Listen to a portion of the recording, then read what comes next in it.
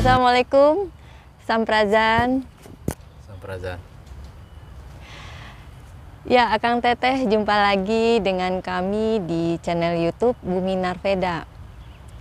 Kali ini kita masih diskusi ngobrol santai dengan Kang Fahmi, Teh Kalila. Nah, diskusi kita ini masih tentang kesemestaan. Nah, Kang Fahmi, sekarang kita di mana ya? Oh iya, kita lupa menginfokan bahwa hari ini kita sedang ada lokasinya itu di daerah Gunung Pancar. Iya. Kang dan Teteh juga pemirsa bisa lihat background kita, pohon-pohon pinus ya Teh? Iya, pinus. Pohon pinus. Menarik, alamnya sangat welcome kepada kita semua. Iya, Teh Kalila ini adalah seorang penulis ya Teh, yang sering banyak mengulas banyak tentang kesemestaan. Ada FB-nya ya Teh? Ada. Silakan Teh, FB-nya apa namanya Teh? Pesan Semesta. Pesan Semesta. Iya. Ya, ini kalau tentang kesemestaan itu sebenarnya luas ya Teh ya untuk dibahas ya. Tapi ini kita nanti akan coba ngobrol santai deh tentang kesemestaan. Cuma saya ingin cerita dulu Teh. Dulu waktu pernah kita di suatu kesempatan ya ketemu dengan Galazentra, kami diskusi dan sempat menanyakan kepada beliau tentang olah nafas lantera. Di situ kami menanyakan kenapa Akang mengajarkan kepada kami di perguruan lantera itu jurus-jurus yang selalu disesuaikan dan diselaraskan dengan semesta gitu. Dan beliau menjawab, karena diri kita ini sebenarnya kan bagian dari semesta, gitu Teh. Nah setelah itu ya kami banyak berdiskusi, membahas-bahas yang lain-lain juga. Tapi ketika setelah kami diskusi dengan beliau, sempat kami jadi berpikir ya, ternyata baru tersadarkan ya Akang ya, baru tersadarkan, oh iya kita ini bagian dari semesta ya. Terus untuk selanjutnya apa gitu, apa hanya sekedar hanya tahu begitu saja sudah gitu, oh ya kita bagian dari semesta ya sudah gitu. Itu satu yang terpikirkan oleh kami setelah diskusi dengan beliau ya. Dari sisi kesemestaan saya belum sempat juga menanyakan kepada beliau. Dari sisi kesemestaan sebenarnya itu maksud dan tujuan beliau itu apa sebenarnya? Kenapa jurus-jurus itu apa ya Kang ya? Maksud dan tujuannya itu di sisi ininya kita ya, semesta diri kita ini kenapa harus disesuaikan dan diselaraskan jurus-jurusnya? Iya, penekanannya itu pada jurus-jurusnya sih. Nama jurusnya pun juga termasuk yang kalau saya pikir jarang didengar ya. Seperti jurus nafas DNA, ada jurus nafas semesta atau energi penguatan sel gitu. Dan sekali lagi diulangi lagi oleh Kang Diki, ini adalah jurus-jurus yang disesuaikan dan diselaraskan dengan semesta gitu loh Teh. Jadi kami seperti yang Teh Rina bilang tadi, dari sisi kesemestaan menurut Teteh ya. Iya gitu Teh. Jadi istilahnya penjabaran ataupun pemahaman, memang kita bagian dari semesta.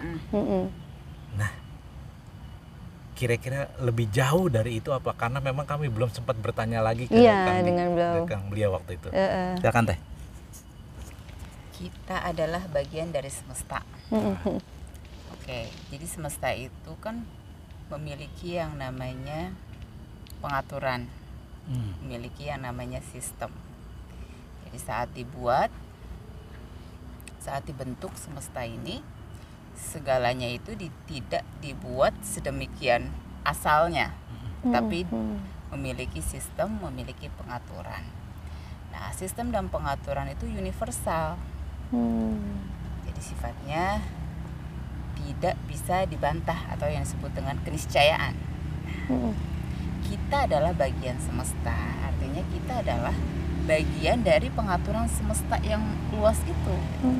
Kadang kita menganggap diri kita itu sederhana, apalah saya. Kita menganggap diri kita itu senormal ini gitu loh. Kita hidup, berkembang, pergi ke sekolah, kerja, nyari uang, jadi kaya atau mungkin nggak jadi kaya, biasa aja, punya anak, cucu, tua dan meninggal gitu loh.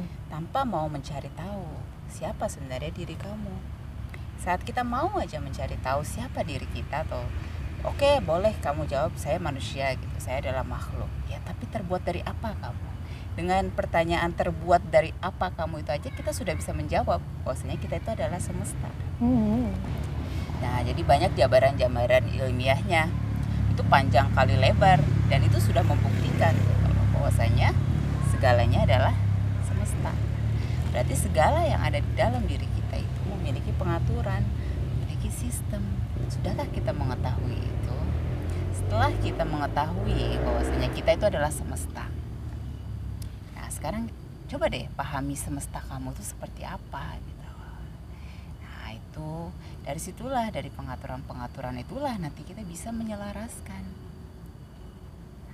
Dengan adanya gerakan itu diharapkan kitanya itu mau tertrigger untuk mempertanyakan itu dari hal yang sederhana dulu, karena jawaban dari situ sangat besar sekali. Dengan kita memahami yang biasanya disebut dengan the law of universe atau pengaturan, kita membahasakannya dengan hukum ya, tetapi sebenarnya itu lebih ke arah pengaturan ya. Cocoknya disebutnya pengaturan universal. Itu kita akan memahami bagaimana sebenarnya kita awalnya dibentuk dan dibuat. Itulah kenapa Gala Sentra atau Mbab men-trigger kita lewat latihan-latihan itu dan jurus-jurus itu, sehingga kita mau berpikir lebih lanjut dan memikirkan keselarasan diri kita, semesta yang ada di dalam diri dengan semesta yang di luar diri. Enggak. Ini menarik gitu ya. Tadi saya kan mendengar ada aturan, ada sistem. Mungkin selama ini saya pribadi pun nggak terfikirkan gitu loh, bahwa kita hidup di semesta ini, semestanya sendiri itu punya aturan-aturan gitu loh. Nah, mungkin ya teh, apa perlu difahamkan lagi ke kita gitu loh, ini aturannya macam apa ya kira-kira teh, agar orang mungkin saya ya bisa terbayang kalau kita di dalam semesta aturan-aturan seperti apa yang harus kita ikuti, sehingga pun kita juga tahu bahwa oh semesta aturannya seperti ini ya. Mungkin penjabaran secara gamblang di dalam kehidupan sehari-hari apakah bisa dicontohkan dengan hal yang mudah gitu loh teh. Nah, teh. Oke, kita pengaturan atau kalau orang luar nyebutnya the law of universe. Dengan diartikan dengan hukum alam semesta. Banyak yang masih berpikir kalau sebenarnya hukum itu seperti menghukum gitu lah, tapi itu tidak diartikan seperti itu. Nah, pengaturan, jadi kan segala sesuatu kan memiliki pengaturan, seperti sistem di tubuh kita, DNA itu memiliki pengaturan. Kita berpikir itu diatur, memiliki pengaturan. Sel-sel kita itu penuh dengan pengaturan. Contohnya banyak. Misal kalau seandainya kita mau melihat pengaturan yang paling universal di alam semesta ini, itu adalah hukum Tritungkal, the law of Trinity. Nah, kita kebayang kalau seandainya saat kita ngomong Trinity itu kebayangnya agama tertentu gitu loh. Nah, itu sebenarnya kita harus menghilangkan itu dulu, menetralkan diri dulu dari itu. Dan kita melihat langsung ke subjeknya. Bisa kita lihat atom. Atom itu kan tritunggal. Ada proton, neutron, elektron. Nah, air itu contoh tritunggal juga. H2O. Manusia bagaimana di diri kita? Diri kita juga tritunggal juga. Ada jiwa, ada jasad, ada ruh. Nah, itu kan contoh. Berarti kan ada pengaturan itu, dan kalau kita melihat pengaturan itu sebagai sebuah keniscayaan, kita tidak bisa bilang itu tidak ada. Kita tidak bisa menyampingkan lagi kalau seandainya itu tidak benar gitu. Nah, itu baru pengaturan yang kita kategorikan sebagai hukum tritunggal. Bagaimana dengan hukum kesatuan? Bagaimana dengan hukum-hukum yang lain? Hukum getaran, law of vibrations. Nah, bahwasanya energi itu bergetar. Dan di situ kan ada pengaturan-pengaturan. Nah, dan banyak lagi pengaturan-pengaturan yang lainnya. Nah, kita mulai dulu dari yang di dalam diri. Dari mulai setiap sel. Bagaimana sel itu saling beraturan. Sel itu kan atom. Atom itu tritunggal. Nah, bagaimana dengan energi? Apakah energi itu tritunggal? Nah, apakah semesta ini tritunggal? Nah, dari situ nanti kita akan terus menjabar gitu, pelan-pelan gitu loh. Sampai nanti kita memahami bahwasanya di dalam semesta ini semuanya saling bermanunggal. Kita di dalam tubuh kita itu bermanunggal. Pengaturan-pengaturan di semesta ini, atau boleh kita kerucutkan lagi di bumi ini, itu juga bermanunggal. Manunggal itu berarti bukannya satu, tapi berkesatuan, saling bekerja sama. Nah, dari penjabaran yang luas itu dikerucutkan lagi ke dalam diri kita.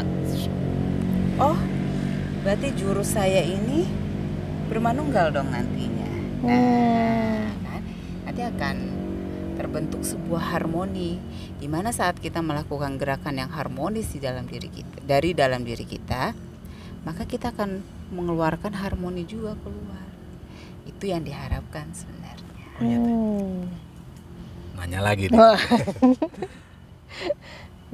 Kalau kita bertanya yang simpelnya teh, sebenarnya yang harmonis dan selaras dengan law of universe kehidupan kita itu apakah sesuatu yang nyaman, sesuatu yang enak di diri kita, sesuatu yang pokoknya membuat kita enak gitu loh.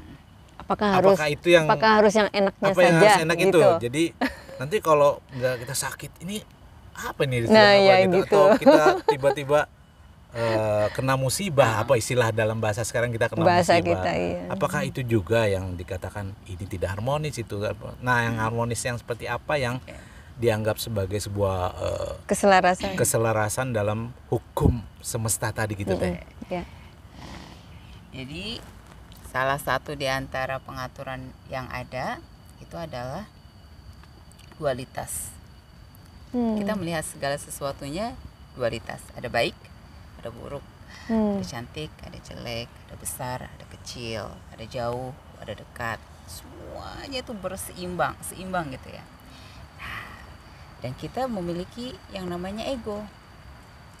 Sekarang coba deh kita berpikir, siapa yang bilang mudah itu enak gitu? Siapa yang bilang kalau seandainya kamu begini itu hidup kamu nyaman, kamu begini itu hidup kamu sudah harmonis lah dengan semesta?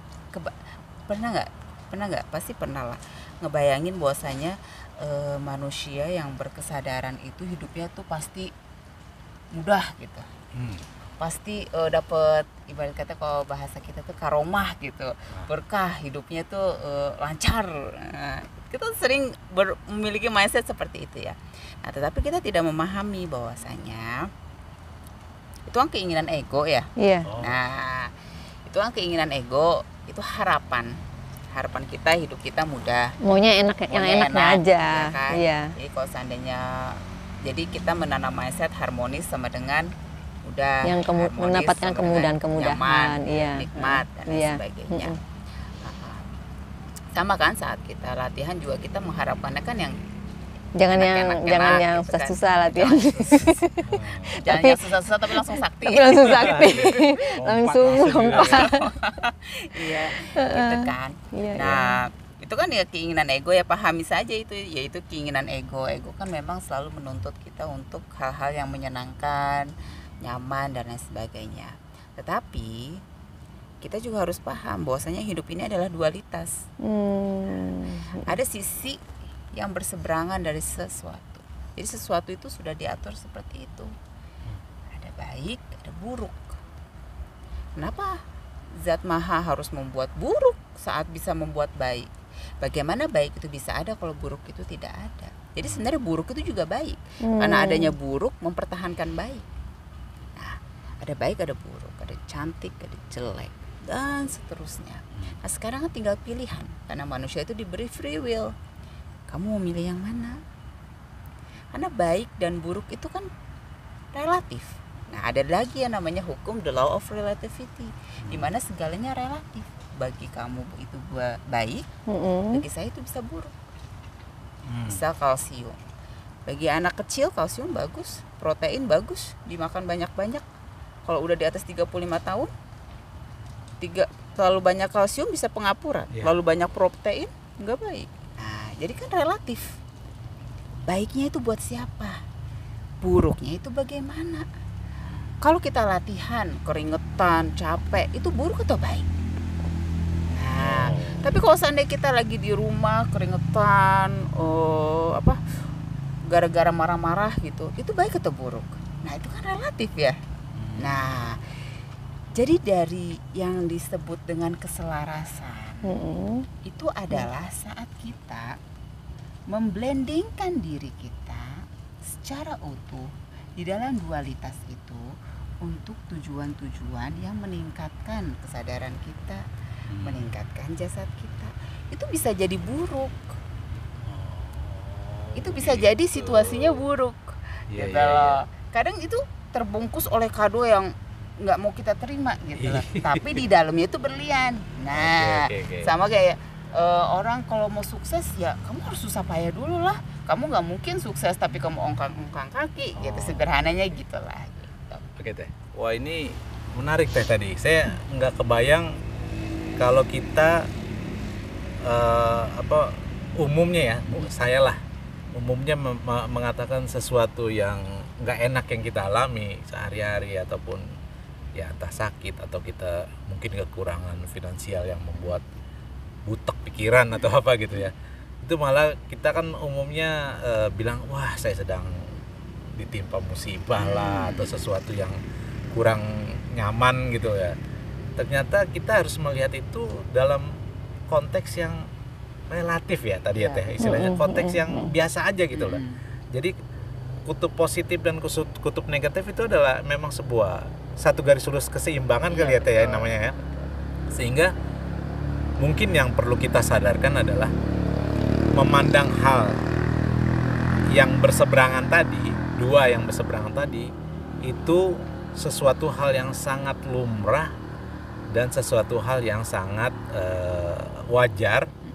Nah ini sekarang bagaimana kira-kira kitanya Teh, bagaimana kira-kira kitanya itu ya menerima keadaan kayak gitu. Artinya ya seperti tadi pemahaman tentang baik buruk atau apa itu sebuah keseimbangan secara alamiah. Ini agar orang menerimanya gitu Teh. Ada nggak mungkin tips secara simple gitu Teh? Nah, gimana sih cara menerima saat kita itu harus berada di dualitas yang ego kita masih belum menerima nih. Ya kan? Biasanya kan kita tahu, kita paham gitu loh, ada baik ada buruk gitu kan. Gak selamanya kayak gitu. Gak selamanya hidup baik-baik aja gitu. Tapi pada saat kita dihadapi oleh hal yang menurut selera kita buruk, kita masih belum bisa nerima. Nah, pertama itu adalah berarti hal yang harus kita sadari adalah itu adalah ego ya. Itu ada permainan ego aja gitu. Itu bukan berarti hidup kamu buruk. egonya itu nggak sesuai gitu. Jadi proyeksi hidup kamu itu nggak sesuai dengan ego kamu gitu loh. Akhirnya itu jadi nggak enak, nggak nyaman gitu. Karena ego kamu masih nolak gitu loh. Pahami itu gitu. Jadilah cobalah sekali-kali pada saat kita menghadapi sesuatu yang kita nggak suka ya, yang kita tolak, kita lepaskan diri kita dari ego itu dan lihat ego kamu nggak suka diginiin. Nah, ego kamu tuh nggak suka diginiin. Terus gimana dong gitu kan, ini gimana nih caranya, solusinya gitu kan. Nah, balik lagi kita ke the law of universe, bahwasanya di dalam hidup ini ada yang namanya the law cause and effect atau pengaturan sebab akibat. Kalau seandainya itu kamu nggak suka gagal, lakukanlah sebab agar kegagalan itu berubah dualitasnya. Kan ada gagal, ada sukses. Apa yang kamu lakukan saat ini itu menghasilkan kegagalan. Sekarang kesuksesan itu bisa kamu raih. Buatlah sebab agar kamu sukses. Dagangan kita masih kurang laku, berarti apa yang kita lakukan menghasilkan itu. Aksi kita lah yang harus berubah. Nah, karena aksi itu ada sebab dan ada akibat. Ada sebab, ada akibat, dari situlah nanti berubahlah, kita pindah. Harusnya gagal menjadi sukses. Semudah itu sebenarnya. Seharusnya ya Teh? Seharusnya semudah itu, tapi kenapa sulit? Nah, sekali lagi, karena kita belum tahu. Kita menganggapnya itu adalah nasib. Kita menganggap itu adalah takdir. Sudah takdir. Sudah takdiran. Padahal sebenarnya kita nolak. Sebenarnya kita kan sudah lama itu tidak beriman pada takdir itu, sebenarnya kita udah lama. Udah berkali-kali. Masa udah takdir terus ngapain, pasrah aja gitu. Jadi bisa dibilang begini nggak Teh? Yang namanya hukum semesta atau law of universe tadi, parameternya selalu dua. Yang positif atau negatif lah istilahnya, atau tidak enak dan enak.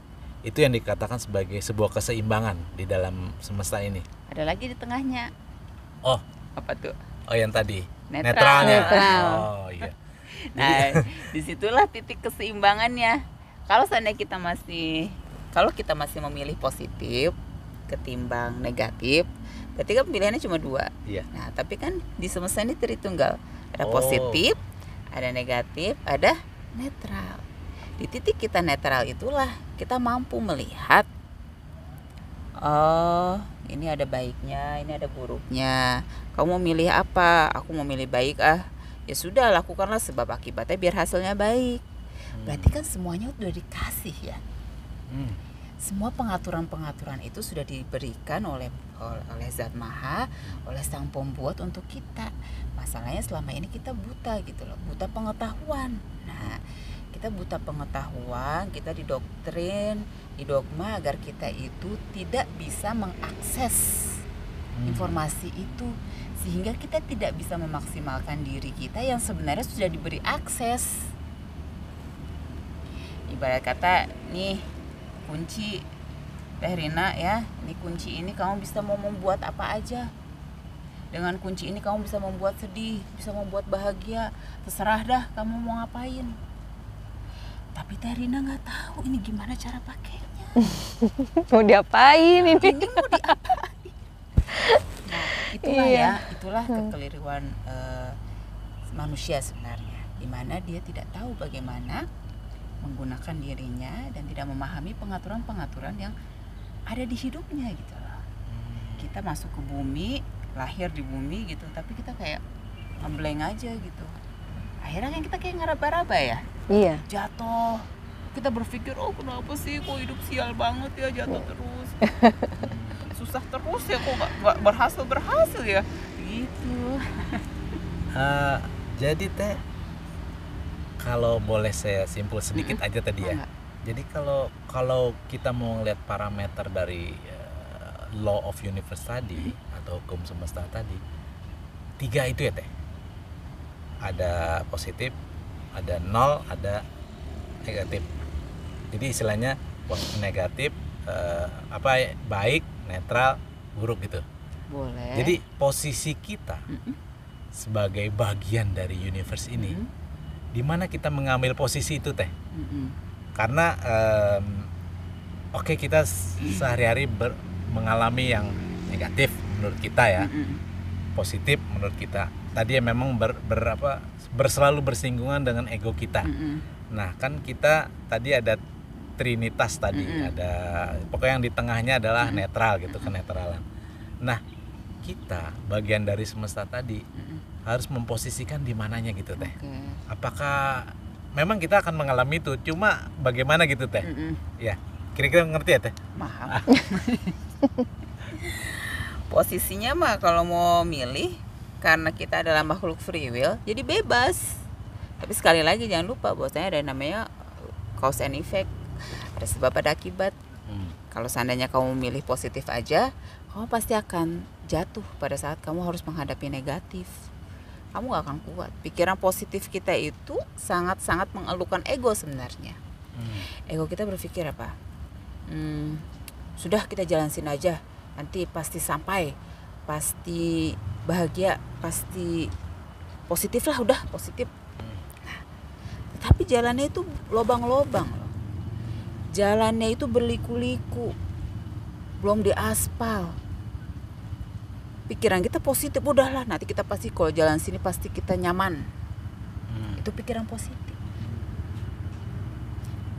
Tapi yang kita lihat keniscayaan yang ada di hadapan kita, jalannya berliku-liku, jalannya gelap, berlobang-lobang. Mungkin nggak? Jadi apa bekal kita untuk mengetahui itu?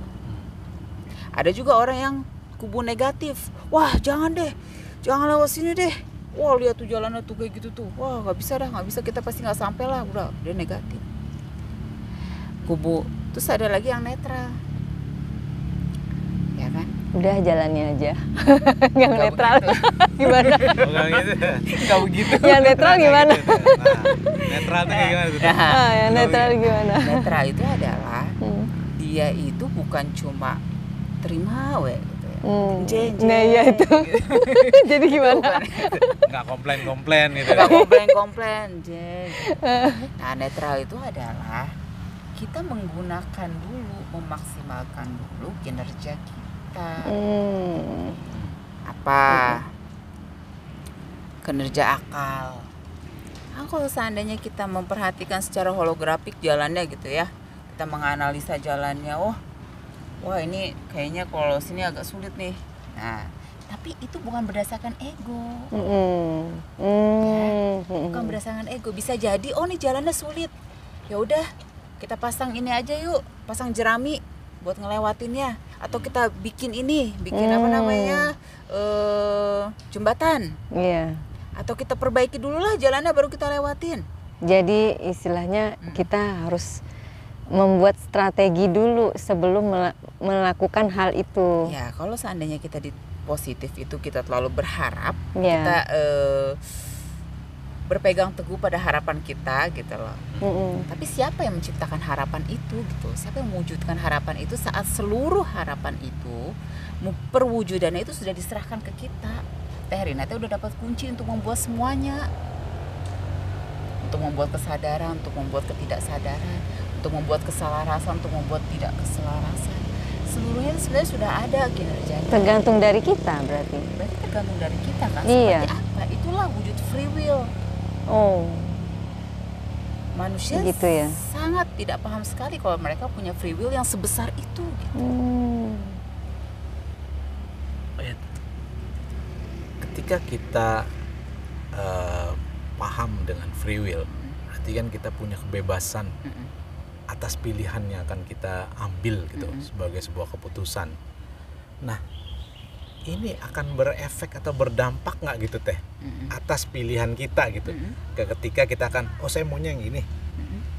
Nah ini apa juga bagian dari sebuah law of universe, aturan yang kita ambil ini nanti berefeknya balik ke kita seperti apa gitu loh teh. Jadi jadi sebenarnya emang begitu ya teh?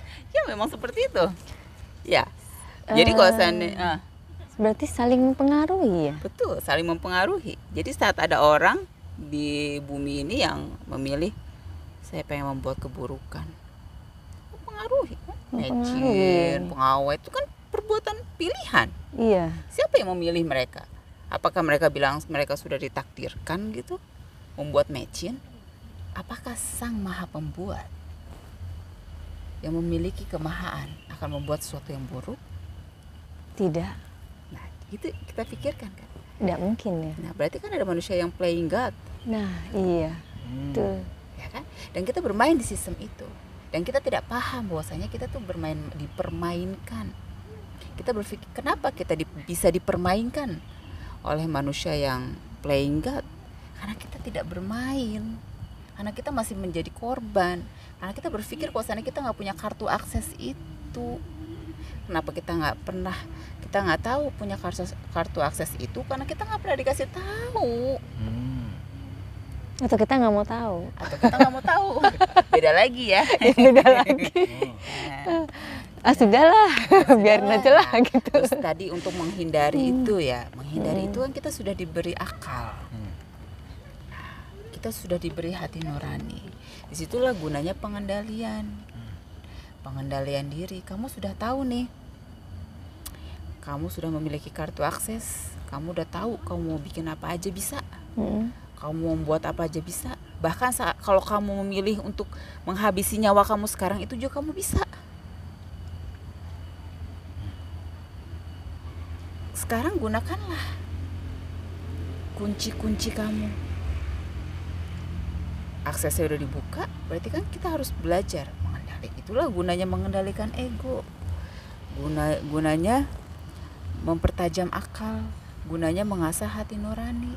Karena 3 hal itu apabila kita maksimalkan, itu akan menjadi pegangan kita gitu. Supaya kita bisa selaras, supaya kita bisa membuat harmoni-harmoni yang baik. Terutama kepada alam semesta ini ya. Betul. Saya jadi inget teh. Ini kalau kita latihan, sepertinya apa yang Teteh ceritakan tuh dialami oleh kita. Saya lah, contohnya nih saya melakukan jurus nafas DNA. Jurus nafas DNA kan posisinya emang sulit tuh. Yang posisi kepala, silang, kaki dan kepala, tangan, dada sama bagian belakang kita tuh posisinya horizontal. Kaki itu disilang dan tangan juga disilang. Rasanya emang nggak enak. Karena ketika posisi itu dilakukan, jantung degupannya luar biasa kencangnya. Lalu kaki mungkin yang tidak terbiasa itu gemetar. Awal-awal. Pinggang juga udah mulai bereaksi gitu loh. Sampai kepala yang kalau agak sedikit menurun dia akan keliengan gitu. Dan setelah itu dilakukan berdiri pun juga kita bangun memang bus gitu rasanya. Tapi akan terasa kita muter dulu atau keliengan dulu baru dia normal. Cuma rasanya memang luar biasa setelah itu. Nah, jadi saya berpikir ternyata yang kalau kita melakukan segala sesuatunya seperti tadi ya, kan selalu mengalami nggak enak banget, jadi ingin buru-buru selesai aja atau kita pengen lepaskan jurus tadi nggak akan kita laksanakan lagi. Tapi kalau dipaksakan terus nanti lama-lama mungkin ya, saya pernah mengalami satu titik yang seperti biasain aja lah, amati saja gerakan-gerakan tadi, coba ini, habis itu luar biasa enaknya. Udah saya selesai, udah enak badannya, saya juga nggak komplain kita melakukan gerakan tadi. Hasilnya ke badan luar biasa, sehatnya juga lumayan maksimal gitu loh Teh. Modelnya seperti itu kali ya Teh, kalau kita mengikuti sebuah hukum yang berlaku gitu ya Teh. Iya, jadi selaras ya, impactnya bagus gitu. Betul. Impactnya bagus. Itu adalah satu contoh gitu, contoh bahwasanya saat kita mengikuti pengaturan secara netral dan paham betul gitu dengan konsekuensinya dan mengendalikan ego kita yang mau nikmatnya aja. Nah, maka nanti semesta itu akan membawa kita kepada akibat dari tindakan kita gitu, dan akibatnya itu pasti selaras. Jadi memang sangat nyaman sekali saat kita tahu gitu loh bahwasanya kesusahan kita saat ini itu apabila kita tanggapi dengan benar, tanggapi ya, bukan terima saja, tapi ditanggapi dengan benar, maka bisa berubah menjadi kemudahan. Nah, jadi yang terpenting adalah kita belajar menanggapinya dengan baik dan benar gitu. Menanggapi baik dan benar. Iya, bukan cuma sekedar baik, tapi harus benar juga caranya. Karena kita mengharapkan hasil yang benar dan baik. Itu berlaku di hukum manapun. Kayak kita makan aja gitu loh. Kita lapar, tapi kalau seandainya kita makan yang nggak baik, caranya pasti bermasalah. Kalau kita makan yang nggak benar juga, pasti bermasalah gitu loh. Jadi itu seperti apa ya, hukum yang harus benar-benar kita maksimalkan di setiap apapun, di hubungan kita dengan pasangan, di cara kita belajar, semua. Dia benar-benar sangat universal sekali gitu loh. Dan ini tidak mengenal agama. Itu yang harus kita pahami gitu loh. Universal ya Teh? Kan universal, jadi dia tidak mengenal agama.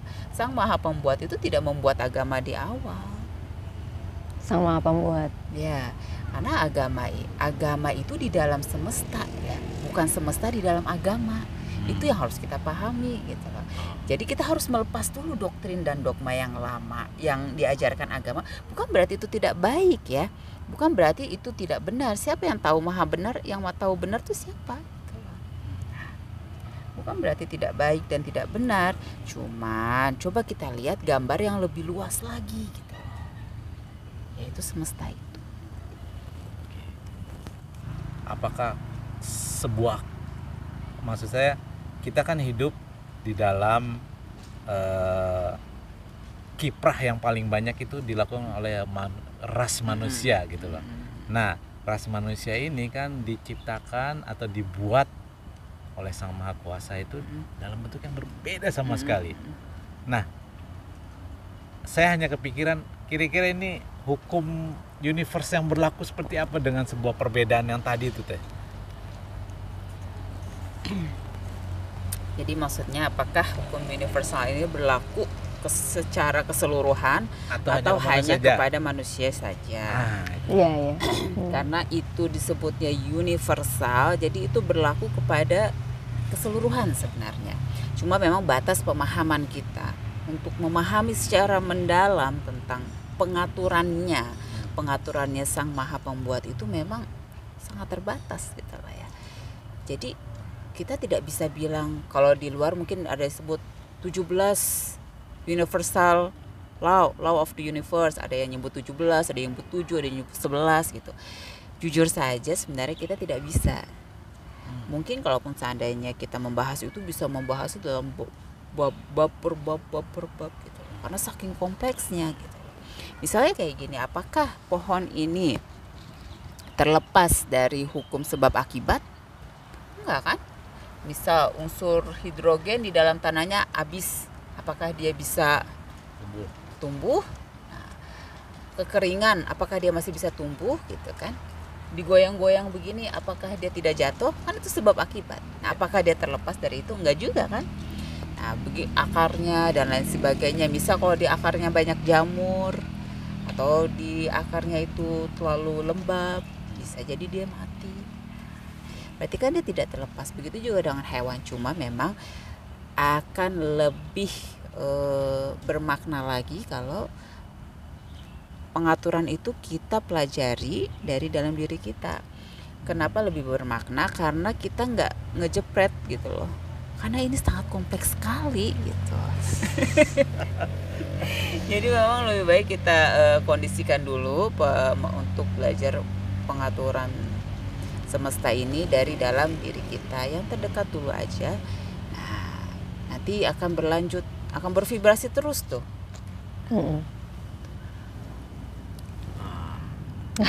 Apalagi Rina, mau ya. Teh Rina. Balik lagi ke ini Teh, kaitan kita. Ini kan tadi Teteh bilang lebih baik kita memahami dulu yang di dalam diri kita ini. Kaitannya dengan latihan yang dikasih oleh jurus-jurus yang dikasih tahu, yang diajarkan oleh Galazentra pada kita itu kan sebenarnya juga jurus yang diselaraskan dengan alam, berarti kan bisa mempengaruhi alam juga gitu Teh. Jadi mungkin tergantung dari kita, misalnya nih kita dalam kondisi yang happy ataupun kondisi sedih, itu apa bisa mempengaruhi juga gitu loh Teh, vibrasi kita itu. Coba mungkin Teteh bisa lebih bisa menjelaskan hubung kaitannya gitu Teh. Pastinya ya, karena semesta ini memiliki hukum keterhubungan juga. Apapun yang kita pikirkan, apapun yang kita rasakan itu saling terhubung. Nah, contohnya saja seperti jantung kita nih. Jantung kita itu memiliki medan elektromagnetik. Nah, di mana dia itu memancarkan perasaan-perasaan yang kita rasakan dari dalam. Nah, si gelombang elektromagnetik itu tidak hanya berasa di sesama manusia gitu, tetapi kepada tumbuhan, kepada alam sekitar pun itu memberi impact gitu. Seperti waktu itu ada penelitian bahwa energi di situ kurang bagus, kurang positif. Itu berimpact ke tumbuh-tumbuhan yang ada di sekitar lingkungannya gitu. Jadi lingkungannya layu tumbuhannya. Nah, dari situ saja kita sudah bisa melihat kan. Nah, lalu bagaimana nih dengan semesta yang di dalam diri kita dulu gitu loh. Dengan diri kita, saat kita memilih kesedihan, saat kita memilih merasa terpuruk, memilih merasa menjadi korban, apakah semesta yang ini nih, jasad kita ini tidak terpengaruh? Otomatis kita dulu yang terpengaruh sebelum yang di luar. Nah, karena apa yang kita send keluar itu adalah result, hasil dari apa yang kita pilih untuk kita proses di sini. Yang kita send itu hasilnya. Makanya manusia itu disebut dengan khalifah, karena dengan keberadaannya aja dia sudah bisa memimpin energi, vibrasi energi yang ada di sekitarnya gitu, tanpa dia tahu. Sebegitu luasnya Teh? Sebegitu luasnya gitu. Begitu juga sebaliknya mungkin ya Teh. Seperti kayak sekarang, kondisi yang sekarang ini ada gempa, itu kan juga dia, bumi ini kan mengeluarkan vibrasi juga ya, vibrasi ya, getaran-getaran gitu. Kalau di kita mungkin nyebutnya bencana ya, musibah gitu. Musibah, tapi kalau kita menanggapinya secara netral atau secara kita ini berpikir gitu, ada apa ini bumi misalnya gitu. Mungkin kita menyebutnya bumi sedang menyeimbangkan dirinya. Oh, gitu. itu pertanyaannya oke tuh Teh. Saya jadi itu tuh, baru inget, nah itu dia. Itu bagaimana Teh keterkaitan dan sebaliknya ya dari alam ke kita ini terhadap sebagai law of universe tadi ya Teh. Iya. Jadi saat alam itu meminta perhatian, saya menyebutnya tuh kalau ada gempa atau apa, alamnya meminta perhatian, perhatian yang memimpinnya. Karena kita adalah khalifah fil ard, pemimpin atas bumi, sebenarnya itu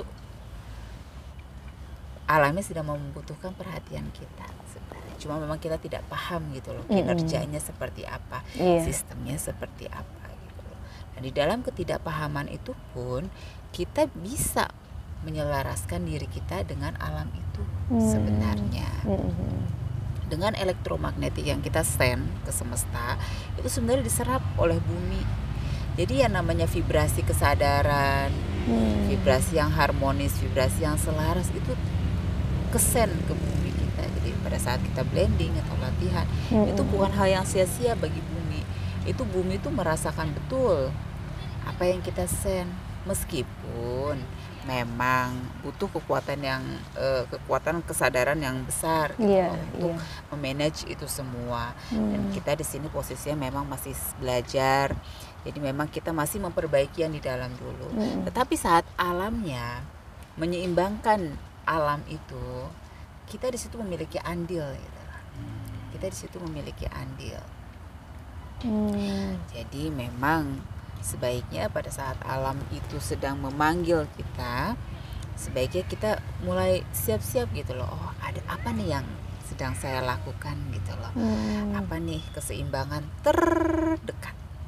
Ya, jadi buat teman-teman yang di rumah, apa keseimbangan terdekat? Keseimbangan yang paling dekat yang bisa kita wujudkan tanpa butuh modal apa-apa, tanpa butuh pengetahuan apa-apa, itu adalah mengkoherenkan antara jantung dengan otak kita.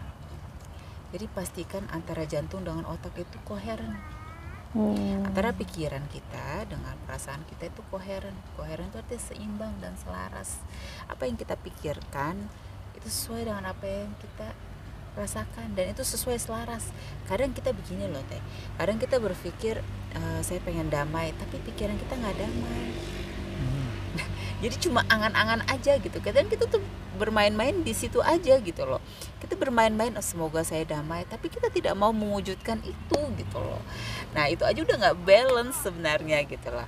Nah kalau kitanya nggak balance, akhirnya kita nge-send energi yang tidak balance gitu. Akhirnya si buminya ini pun ada berapa manusia di sini? 7 miliar kan? Nah bayangin.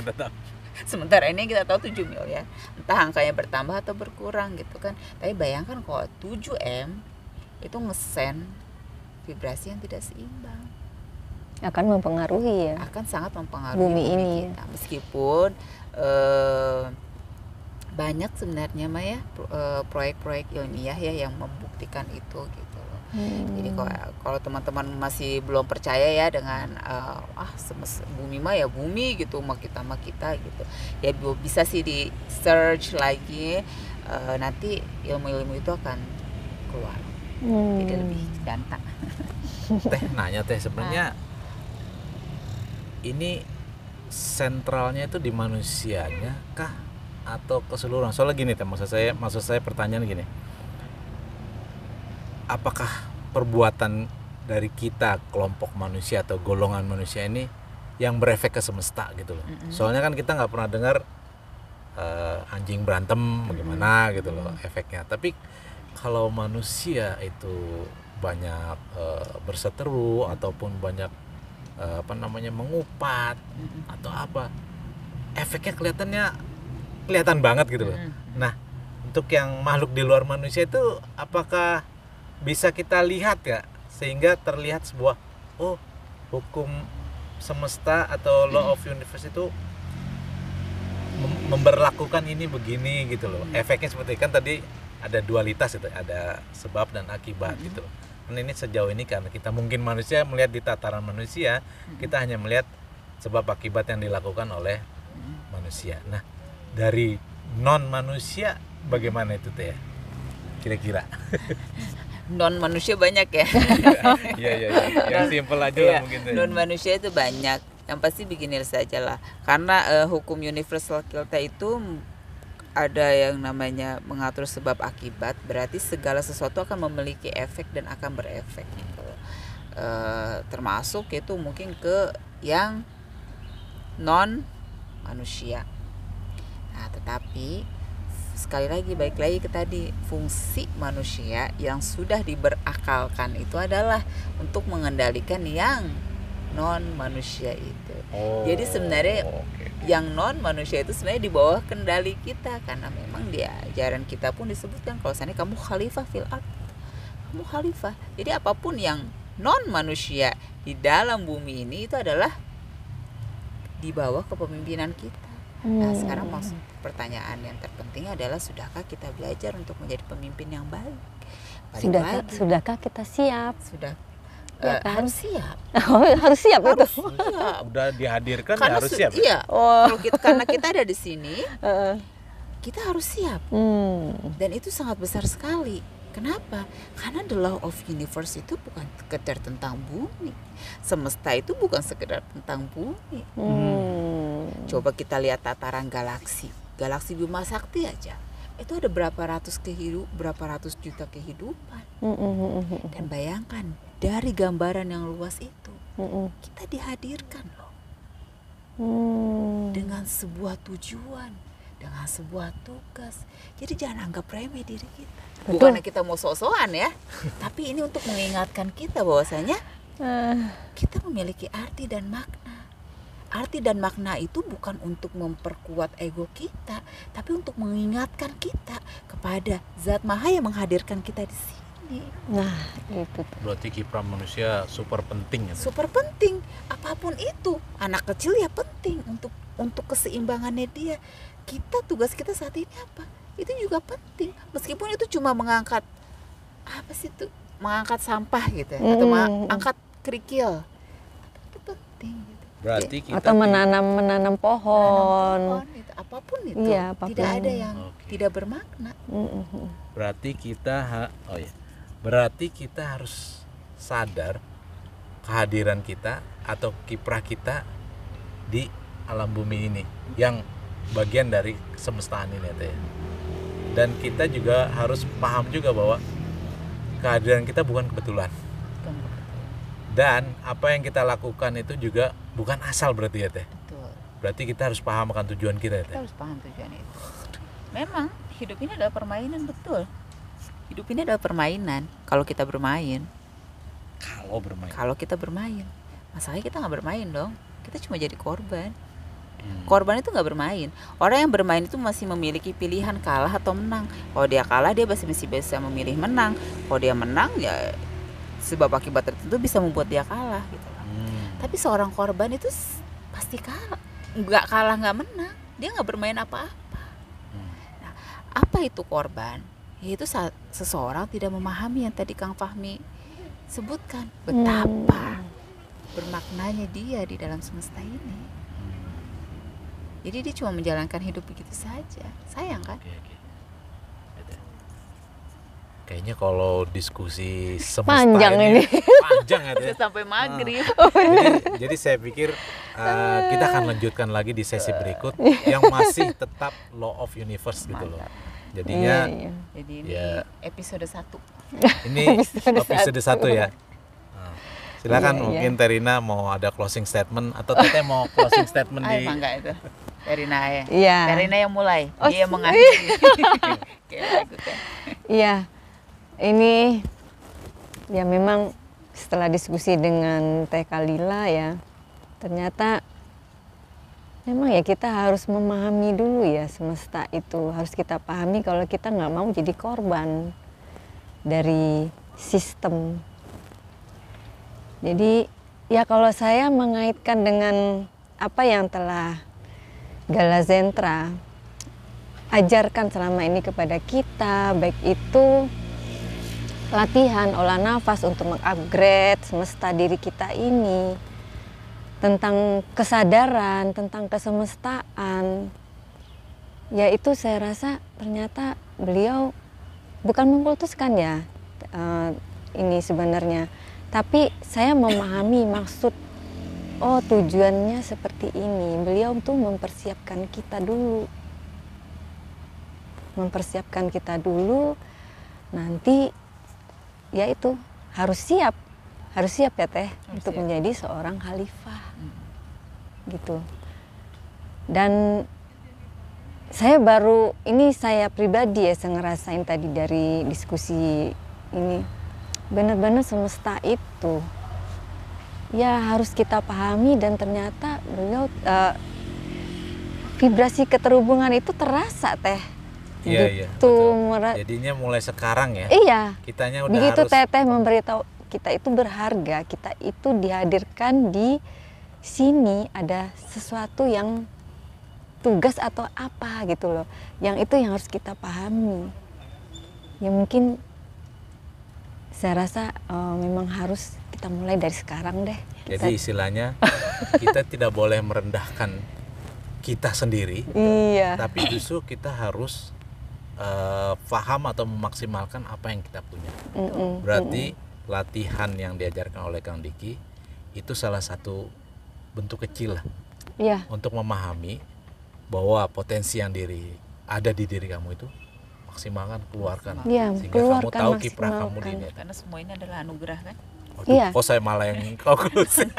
Enggak, nanti bisa lanjut lagi nih kalau dikasih ke saya. Iya, setidaknya kita tuh harusnya begini. Diri kita ini adalah sesuatu hal yang luar biasa.